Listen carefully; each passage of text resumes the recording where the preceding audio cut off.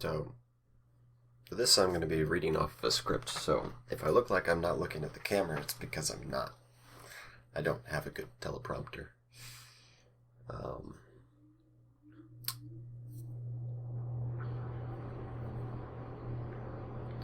Avatar The Last Airbender is a beautiful work of art, particularly compared to other shows being aired on Nickelodeon at the time, and even compared to a lot of cartoon shows being aired today. It's beloved by many, but I have some issues with it. Don't get me wrong, I enjoyed the show, but I see it as a very flawed work of art.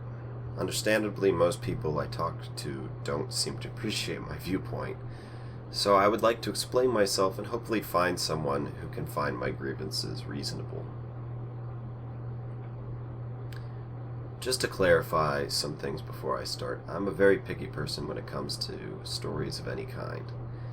So it can be very difficult for me to look past what I see as failings of a work of art to see the beauty that is more prominent throughout it. Additionally, I didn't watch Avatar till I was 16 or 17, so I don't have the nostalgia that many people have for the show. This isn't to say that it doesn't deserve nostalgia, but I don't have good memories pre-built behind my experience. Finally, I am very irritated with the show because it is so good. I really liked it, but I felt like it let me down, which makes it more irritating and more frustrating than if it had just been a bad show to begin with. Now, with that out of the way, the foremost issue I believe I have with Avatar is in its finale, which I understand that most people liked. This is for a variety of reasons, but most of which... This is for a variety of reasons for me, most of which I'll explain in different videos, but this time I want to focus on what I think is the primary cause, which is centered around Aang's dilemma in these final 3 episodes of the show. For the first time on the show, the issue of taking Ozai's life is brought up in a way that forces Aang to consider if he can actually kill the Fire Lord. Up to this point, death at the hands of the main characters has been avoided by the creators in a number of cases. But here we have a direct confrontation with the subject. Ozai is depicted as a monster with no redeeming qualities, and a number of crimes under his belt. On top of that, he has planned to burn the world for victory, and if anyone deserved death, it was him. But Aang in Ermug was raised with an extreme value of the sanctity of life. He's a vegetarian because of this, as he values the life of all creatures. His friends tell him that in order to stop Ozai, he will need to take the Fire Lord's life. But Aang argues with them that it is against his beliefs and his nature. He asks them to consider other ways to stop the Fire Lord without killing him, but the show mocks any attempt to simply apprehend the Fire Lord. It is implied that even defeated in chains and in prison, Ozai was a danger to the world. If Aang wanted any hope of defeating the Fire Lord, he couldn't avoid utilizing deadly force. For obvious reasons, this tears at Aang, and in an attempt to find comfort or answers, he consults his past lives. But they don't give him advice that puts his fears to rest. Although none of them explicitly state that Ozai must die, they seem to tell Aang that in order to restore balance to the world, Aang must be willing to take the Fire Lord's life. That was the air conditioner, and I now turned it off. Yang Chen, a member of his own people, says that his ideals are good, but because he has a duty to the world, he cannot live up to them. Kuruk, I think is how his name is pronounced, warns Aang that not tending to the matters of the world can end up hurting those he loves.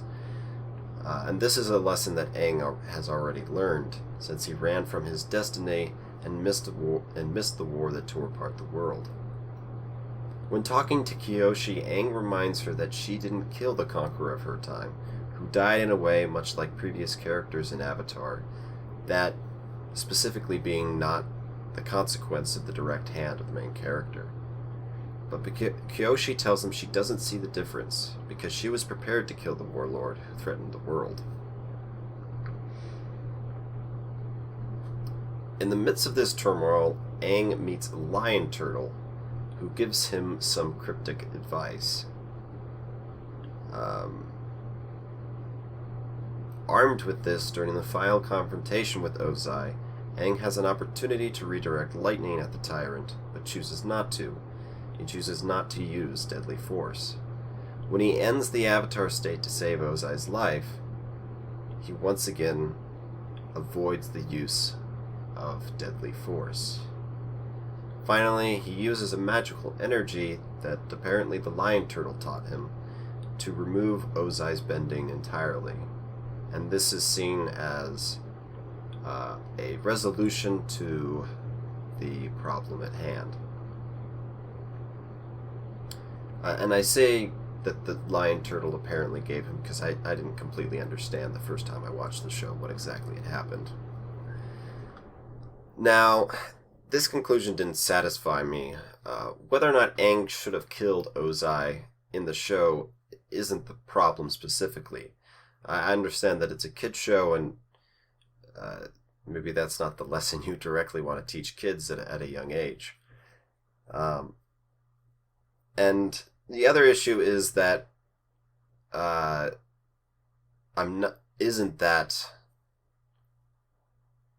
other thing that's not specifically an issue, but also has other problems, is I don't necessarily believe that removing Ozai's bending would solve the problem with war. But putting those aside, the primary issue that I see is with Aang's development as a character. I must acknowledge that I kind of believe that Ozai's crimes would result in his execution, but I don't think that that is the primary irritation, because I am also one who believes in mercy as well as justice. But in the beginning, Aang chose to put his personal beliefs in front of his duty when he ran away from home at the Southern Air Temple. As a result, he feels that he's partially responsible for the 100-Year War.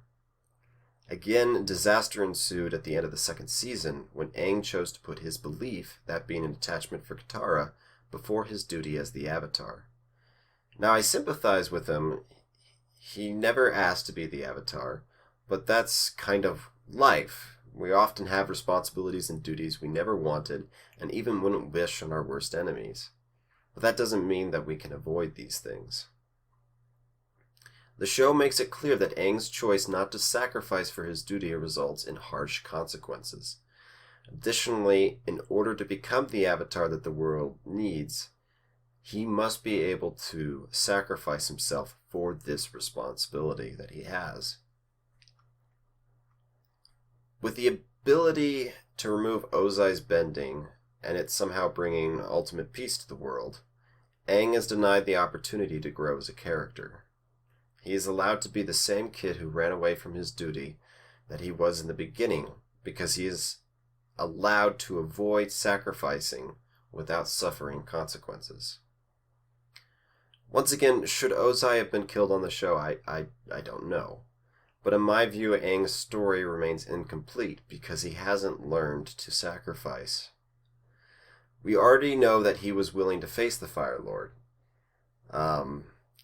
He established that from the beginning, but he was unwilling to give up those parts of him that interfered with his duty. When I saw the show for the first time, I was very excited after Aang had talked to his past lives, and he tells Momo that it doesn't seem that he has a choice.